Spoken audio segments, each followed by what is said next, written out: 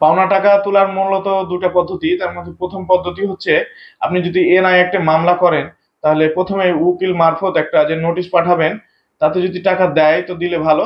আর যদি না দেয়, দ্বিতীয়ত হচ্ছে আপনার সকল প্রমাণ ডকুমেন্টস নিয়ে একটা আপনি মামলা করবেন। মামলা করার পর যদি তার নামে একটা ওয়ারেন্ট ইস্যু হবে, ওয়ারেন্টে পুলিশ তাকে গ্রেফতার করবে এবং কোর্ট তাকে 50% টাকা না দিলে বা একটা পরিমাণ টাকা না দিলে তাকে জামিন দিবে না। প্রথমে যদি জামিন দেয়, পরবর্তী সময়ে যদি আবার একটা ডেট দিবে, এই ডেটের মধ্যে আবার যদি নাও টাকা দেয় সে, তারপর আবার তাকে অ্যারেস্ট করবে। এভাবেই তার আপনার টাকাটা উঠে আসবে। দ্বিতীয় পদ্ধতি হচ্ছে থানা। থানাতে আপনি তার নামে প্রতারণার মামলা করবেন 406 এবং 420 ধারায়।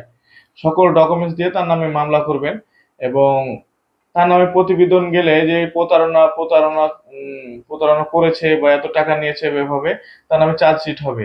চার্জশিট হলে আবারও সে একই কাহিনী, যে তার নামে ওয়ারেন্ট বের হবে এবং তাকে গ্রেফতার করবে। গ্রেফতার পর আবারও তার কাছে টাকা না দিলে তা মানে জামিন হবে না এবং তারপর আবার সময় বেঁধে দিবে। এভাবে যখন একবার জেলে যাবে এবং একবার ছাড়া পাবে, ওয়ার জামিন হবে না, মানে তার সাধারণ যে লাইফ আছে লাইফটা মানে বিঘ্নিত হবে, তখন এমনিতেই টাকা দিতে সে বাধ্য হবে। এভাবে আসলে টাকাটা আপনার উঠে আসে।